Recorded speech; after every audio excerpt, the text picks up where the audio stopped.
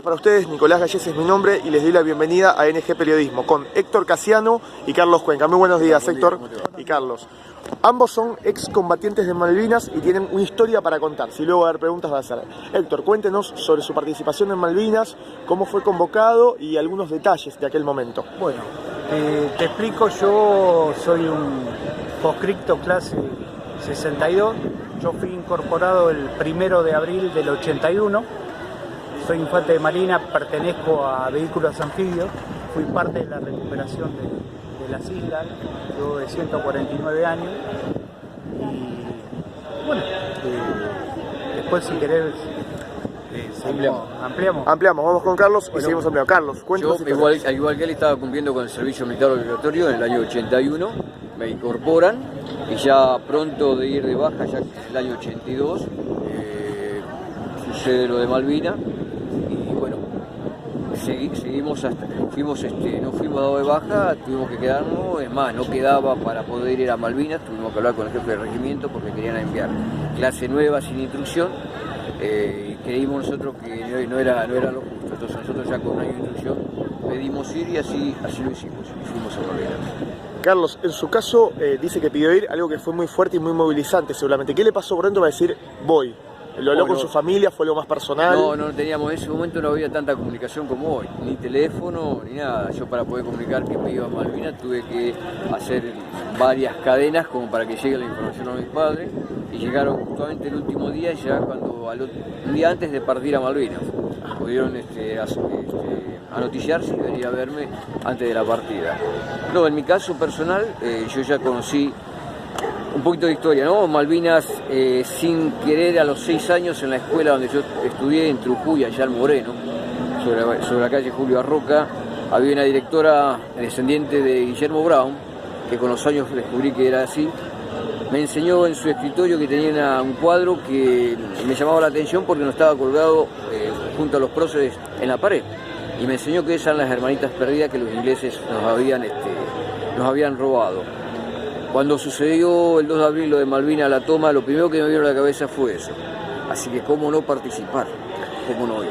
Héctor, en su caso, ya una vez que llegó a las islas, ¿qué recuerda de esos momentos, de la climatología, de lo que sentía usted a nivel personal? Yo te digo, nosotros nos embarcamos el 28 de marzo, salimos acá, mi batallón son tanques anfibios de desembarco. Bueno, nosotros viajamos en el Cabo San Antonio, que es un buque de desembarco que en este momento ya no está en actividad. Bueno, nos enteramos el día antes de que en el barco nos comunicó el contraalmirante Busser que íbamos a ser parte de la historia. Una historia de la que siempre escuchamos hablar en nuestra primaria, como te dice Carlos, que siempre decían las Malvinas son argentinas. Bueno, nosotros lo comprobamos, la emoción de llegar a un lugar donde muy pocas personas tuvieron el privilegio y nosotros sí lo tuvimos. Y bueno, ver tanta animosidad de gente, de parte de la población, ¿no? Salvo a algunos argentinos como Juana, que era una maestra que estaba ahí en Malvinas, era profesora de castellano. Ellos daban 20 minutos por día castellano. Y bueno, después es algo que aprendimos a amar a Malvinas, y nosotros con el transcurso de los años fuimos difundiendo el tema de Malvinas en las escuelas. Vos habrás visto la cantidad de stands referentes a Malvinas, ¿no? Es decir, que la semilla está plantada.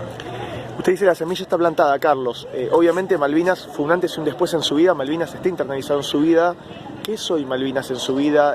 Me imagino que no debe haber día en el que no recuerde las islas y su estadía, ¿o estoy equivocado en el concepto? No, es algo que está presente continuamente. Es más, como te decía Héctor, nosotros damos charlas en todas las escuelas donde somos llamados y poder hablar justamente de nuestros hermanos caídos. Pues los héroes para nosotros son los que quedaron en el aire y en el mar y en la tierra. Nosotros quedamos para contar la historia. Gracias a Dios tuve la posibilidad de poder volver y hacer que nuestro pueblo no se olviden de ellos. que son los que cumplieron con el juramento de defender a la patria hasta perder la vida, juramento que muchos lo hacen y realmente dejan mucho que decir. Le pregunto, Héctor, seguramente, y desde el respeto la pregunta, por supuesto, la historia de Malvinas también debe tener mucho dolor en lo personal también para usted, por el contexto sociohistórico político, las pérdidas, ¿o no es así? Mira, yo calculo que nosotros los que estuvimos en las islas no tenemos nosotros sabemos que hicimos lo que teníamos que hacer, y bueno, siempre hablamos de que nuestros héroes, bueno, son esos que están ahí. El partido de 3 de febrero tiene 10 héroes y nosotros solo contamos la historia, ¿no? Es una lástima, ¿no? Que el desgaste de esas placas, si las observás, te vas a dar cuenta que, bueno, antes nosotros teníamos la posibilidad de pintarla o mantenerla ahí. A veces, ahora ya no es lo mismo. Es decir, necesitamos de la juventud para que pueda ir arreglando ciertas cosas. Que se reavive. Carlos, le pregunto en su caso, y esto siempre es del respeto, por supuesto, la cuestión personal le lleva una parte de dolor, ¿eso pudo ser procesado? Mira, en mi caso personal yo tuve más de 5 años sin poder hablar. Inmediatamente a la semana de venir en Malvinas yo empecé a trabajar, ya que contaba, gracias a Dios, los patrones en ese entonces me reservaban el trabajo. ¿A qué se dedicaba, si nos quiere comentar? Yo era carpintero. Fui carpintero, fabricaba sillas con esta fábrica, con esta gente con la que trabajaba, y me dieron el tiempo suficiente como para que yo quiera y empezar. Inmediatamente a la semana hice como que cerré el libro y continué con la vida para poder cerrar un poquito ese momento que había vivido. Pero internamente no era así. No era así, el cual no podía hablar. Yo durante 5 años no hablé prácticamente nada. ¿Se apoyó, si me permite, sin invadirlo, en alguna terapia, en alguna ayuda profesional? No, la terapia la hicimos sin darnos cuenta, agrupándonos justamente entre los veteranos en ronda y hablando cada uno el lugar donde estaba. Y viendo que no éramos los únicos que habíamos vivido situaciones extremas como lo es la guerra. Y eso ayudó a empezar a hablar y lentamente a sacar un poquito la mochila que habíamos cargado en la espalda, que aún la tenemos, pero ya es distinto cuando uno la puede empezar a hablar y es escuchada, en este caso cuando vamos a dar las charlas en la escuela con 200, 300 alumnos y quedan mudos escuchando lo que hablamos y a la vez nosotros escuchando cuando ellos hacen las preguntas y poder responder. Seguramente también fascinados, ¿no?, los chicos. Gracias a Dios, mira, este año puntualmente es como que explotó, después de los 2 años de pandemia sin poder participar en las escuelas, explotó y ya te digo, damos charlas hasta fuera del partido, para que vos veas el entusiasmo que hay de hablar lo que fue Malvinas. Les hago la última pregunta agradeciéndoles el tiempo y que se hayan podido explayar. ¿Está la esperanza en el fondo de que con el desarrollo de los gobiernos, la historia y demás, se intente recuperar las islas de una manera más sólida o ya...? No. Hay una cosa que nosotros repetimos, disculpame, cuando nosotros damos las charlas en la escuela, la guerra nunca más, la guerra no sirve para nadie, ni para el que gana ni para el que pierde. Por eso hacemos hincapié a los chicos que estudien, se eduquen, que se exijan a aprender, a leer, que no se queden solamente con lo que le dicen. Porque el día de mañana, quien te dice, ellos pueden estar sentados en la mesa de negociación de nuestra Malvinas. A través de la forma diplomática, nosotros tenemos que recuperarla, porque si bien todos los parámetros dicen que son nuestras, estamos ante la OTAN, porque realmente es la OTAN contra quien peleamos nosotros, no solamente Inglaterra.